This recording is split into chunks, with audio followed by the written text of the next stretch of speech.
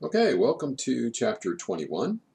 This chapter we're going to talk about title, risk of loss, and insurable interest. These are all topics that kind of relate around the sale of goods, so I think they'll be somewhat valuable for you because I think there's a couple things here that will be of interest to you and perhaps useful in your everyday life, which is nice when something academic has practical application. Okay, so let's first introduce a term called identification. Now, this has a specific meaning when we're talking about goods under our sort of umbrella of business law. Um, Identification gets at the root of the issue that you can't sell a good until it exists, and if it exists, it must have been identified as what is called for in the contract. So you might say, well, yeah, this is kind of easy. If I go to buy a car, I buy a car. If I go to buy a boat, I buy a boat. A share of stock, I buy a share of stock. But what happens if you go to a dealership and you say, well, I don't want to buy this year's model car. I want to buy next year's model car. What has happened is identification hasn't occurred yet because the item hasn't been brought into existence yet. So identification is when there's enough information, the contract is sufficient, that we can discover what good or goods we're talking about. Once that happens, once that we know this good exists or we have separated it from a larger mass, then the issue of risk of loss, what happens when that good is destroyed or damaged? And this obviously means like, well, how do we deal with risk of loss? We get insurance. Now, insurance is a relatively recent idea under the law. The first true insurance wasn't created until Lloyd's of London began insuring ocean voyages. So, for example, in the Middle Ages, a knight couldn't get insurance that his castle wouldn't burn down or a bishop that his cathedral wouldn't burn down. That just simply didn't exist. But as the English sent ships further and further out into the world, and if one came back from one of these voyages of trade of exploration, it might make a lot of money. But a fair number of them were lost. So it was too randomized to invest in. I mean, one contract you could make 1,000% on your money, and the next one you could lose everything. So what insurance does is it spreads risk. You have someone that says, well, I'm going to insure 10 of these ships, and I'll charge enough that if 5 of them don't come back, I can pay off the people for their losses and still make a profit. But for that to happen, of course, you have to have identification of the goods. And that's really the basis of insurance. Okay, so when does identification occur? Well, for existing goods, if goods already have a physical corporeal existence, it happens when the contract is made. If we're talking about future goods, that car we're going to manufacture next year, when they're shipped, when they're marked or designated, or if they're a crop, when they're planted, we have identification. Now, we can have the issue of fungible goods, and that's kind of a curious term. What do we mean by fungible? A fungible good is one that by itself is naturally interchangeable with another like it. It's easier to see the example than understand the definition. Grains of wheat are fungible. One grain of wheat is much like another. Barrels of oil. Now, obviously, there are different types of wheat. There are different types of oil. But if we're talking East Texas wheat, I think it's called, or if we're talking Durham wheat, then we know that essentially one grain of wheat is the same as another if we're talking about the same species. So if you think about a massive amount of fungible goods, like a silo of grain, so there's millions and millions of grains of wheat inside a silo, or corn, whatever you prefer. Let's suppose that I want to buy some of that.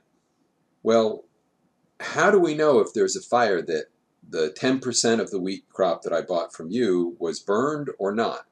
Well, what you have to have with fungible goods is their separation from their other identical partners. Once you have identification, something even more important under the law can happen, and that's title can pass. Now, I want to make you understand that when we're talking about title, most people, when I say title, they think of the title to their car, and that's great. That's a good example. It's a physical piece of paper that represents ownership. But you should understand that every piece of property, from your phone to the pen in your pocket, you have legal title to. Now, that title might be abstract. It may not have a physical existence, but it has legal existence. When identification occurs, title exists, and you can pass, okay, from one owner to another, the ownership of a good. You can pass title. Now, presumptively, this happens when you actually physically transfer something. But, and here's where I said you might just learn something that's interesting to you and maybe useful. Let's suppose that you order something as a business to be delivered to your place of business. So you're going to order, we'll make up a good 500 widgets. That's every law professor's I've ever known favorite term, a widget, which is a theoretical imaginary piece of machinery. So you order 500 widgets. These widgets are manufactured in Vancouver, Washington. Okay, so right across the river from Portland. They're all the way over in Oregon. You ordered them there. Okay, so 500 widgets are marked. They're yours. They put them in the mail, or they give them to UPS, or they ship them somehow.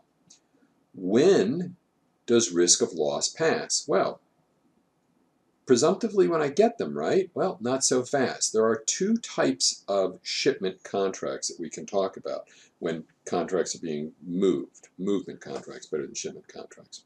There can be what is called a shipment contract or a destination contract.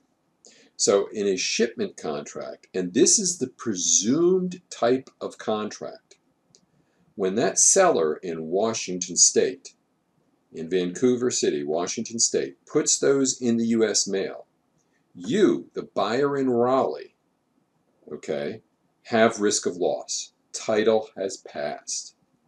Now, obviously, if the person shipping it damages the goods, loses the goods, great, you can sue them. But presumptively, you can't sue the seller. And if you look at how it is shipped, it usually will say FOB Raleigh.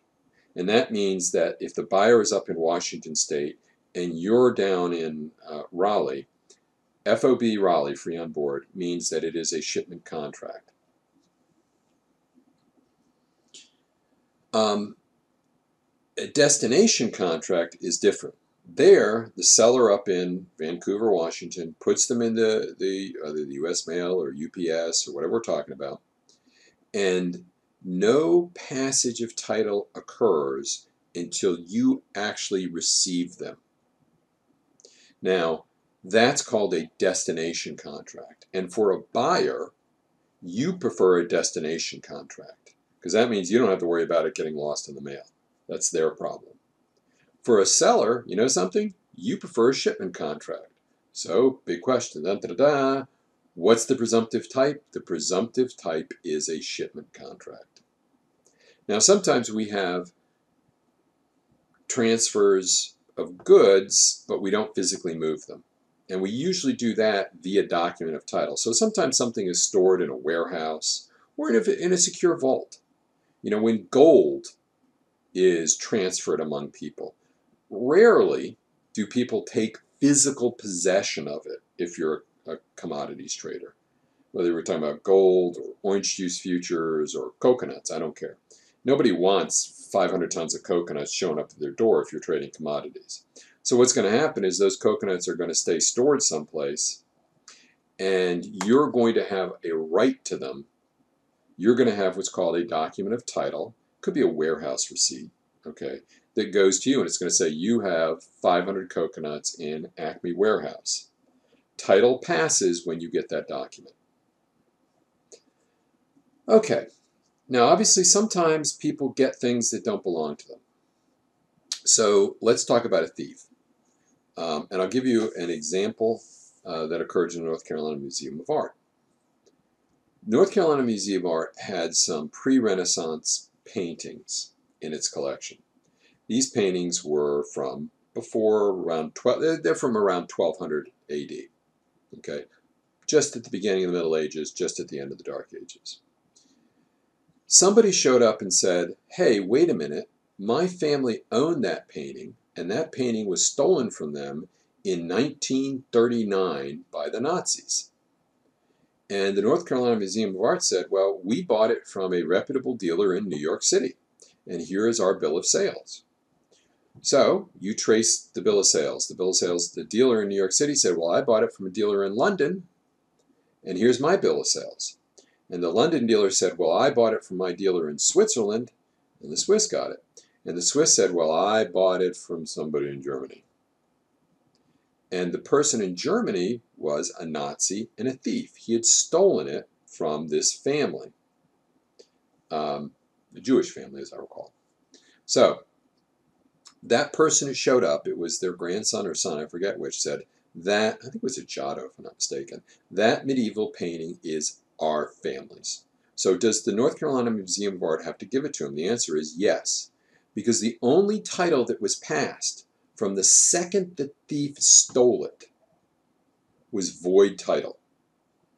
Now, obviously, the North Carolina Museum of Art is going to try to recover its money from the New York dealer from the London dealer from the Swiss dealer, and the Swiss dealer is going to be stuck holding the hot potato. Now, if it wasn't stolen, but if someone got it from somebody else by fraud, they tricked them into turning it over, they didn't steal it, or there was a check given and the check bounced, or they got it from a minor, or they got it from someone that was in bankruptcy, okay? The person that gets it immediately in that case has voidable title. You can get it back from them, okay? But if they actually sell it to somebody else, okay, this person in good faith buys it from someone who got it from a minor, okay, and the original owner shows up and says, "Hey, hey, hey, that's mine." The answer is no. So long as you gave value without knowledge that there was a problem, fraud, dishonored check, minority, insolvency, you can pass title there. It's only the actual theft of something that creates void title. Now, where might you see this for business more often? Well, there's what's called the entrustment rule. Let's suppose, again, I'm going to use an example because I think it's easy to see an example here. Let's suppose you have a watch that you take in for repairs. I have my grandfather's old railroad watch, and I take it down to a jewelry store, and they say, "Okay, yeah, it's got this issue. We can fix it. It will be in the shop for a week." And they take it and they give me a ticket, and I pay them up front. I give them $20 to fix it. I go home. The clerk there makes a mistake. He doesn't put it in the repair bin. He puts it in the repair and sale bin. So the night guy comes in, he fixes the watch, says, "Oh, this is a nice watch. I'll put it out for sale." They put it out for sale at a price. A buyer comes in, doesn't know it's my watch, purchases it. Does he get title? The answer is yes, he does. Because this person was entrusted with this type of good, and by accident, not on purpose, not a theft, they sold this good. The person purchasing it under the entrustment rule got title. Okay, typically, but not always, risk of loss passes with title, but it doesn't necessarily have to. Again, the nice thing about contract is if you don't like risk of loss passing with title, you can leave it someplace else. You can have a contract that says risk of loss will not pass with title, risk of loss will only pass with delivery. So going back to our presumptive type of contract, the shipment contract. You're a buyer in Raleigh, they send goods to you, a widget from Vancouver, Washington. Presumptively a shipment contract. You say, "Well, I don't like shipment contracts. I want to purchase this, but I want to sign a contract with you that says risk of loss won't pass with title. I'll take title when you give it to UPS. I want to be able to claim it, but I do not want to take risk of loss." However, if nobody agrees, the UCC controls. Shipment contracts, risk of loss passes when the carrier receives the goods. Destination contract, risk of loss passes when the goods arrive and the buyer takes them. Okay, sorry about that. A bit of a dog situation for briefly. Okay, so sometimes we have the transfer of goods without physically moving them. As I said, sometimes you have goods that are in a warehouse or being stored. And when I first started teaching this course many moons ago, I could use an example of the tobacco warehouse because it was very common with my students that they had some knowledge of tobacco. Now, obviously, fast forward 30 plus years, that's kind of changed. But think about a warehouse. Let's suppose a person that grows tobacco takes the tobacco and puts it in a warehouse. Now, he still owns it, okay? But he's going to transfer it to what's called a bailee. What we're doing is we're creating a bailment. This warehouse owner is holding them, okay, holding the tobacco, and the farmer may sell it to somebody else, like RJR Reynolds, or may do different things.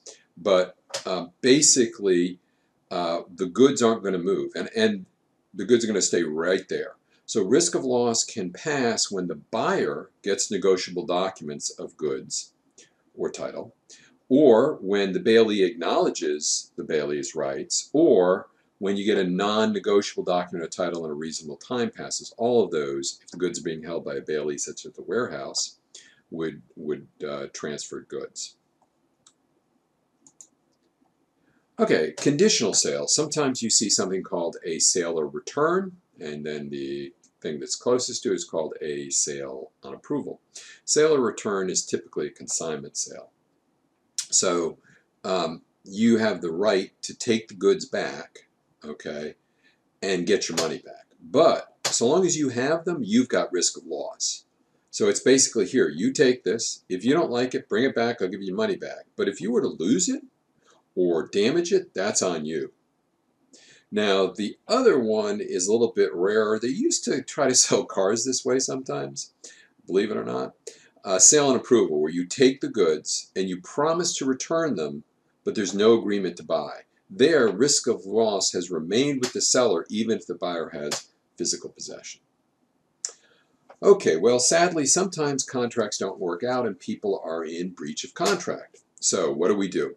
Well, what happens if the seller, and we'll just say seller, I know it includes seller and lessor in my notes, but let's go with the seller breaches. If they deliver non-conforming goods, so you're supposed to deliver me 500 bushels of green apples, you deliver 500 bushels of red apples, for which I have no use. At that point, okay, I can reject the goods, and that means that the seller has risk of loss. Unless I change, unless I say I'll keep them. Now, let's suppose I took them, and when I cut, let's suppose you deliver 500 bushels of green apples or 500 bushels of green apples, and I take them, and they're now in my warehouse, and I cut into the first one, and it's got worms. I said, well, these are no good. I'm revoking my acceptance. Well, when I notify you of the defect, okay, when it's discovered and I notify you, I can pass risk of loss back to you. If the buyer breaches, what happens if they breach? Well, risk of loss stays with the buyer. So you deliver me 500 tons of apples, I give you a bad check. Well, risk of loss is still with me, okay, the person that gave you the bad check. Of course, past a commercially reasonable length of time and after notification, there could be some issues. And then we can look at deficiency if there's things that are destroyed and there's insurance involved. Okay, which brings up insurable interest. What's an insurable interest? Well, actually, the UCC have some help here, but insurance law is probably more important. And insurance law is a kind of a strange creature. It developed primarily in Connecticut and New York. It's got a lot of case law that's very important to it, but there's some UCC overlap. So the UCC asks a question I think that is helpful when we're addressing this is, do you have an insurable interest? And that really, shorthand is, if the thing's destroyed, are you going to be out any money? Okay, well, have the goods been identified? Do you have title? And who has insurance are all good indications of an insurable interest. But if goods haven't been identified, you don't have an insurable interest. If you don't have title, you don't have an insurable interest. If the other guy has insurance, it's sometimes possible that two people have insurance on the same thing. All right, that was a short lecture. There's a brief introduction. I'm going to try to edit out with the dogs there barking, but other than that, I will cover the next chapter coming up shortly. You can click on it whenever you're ready.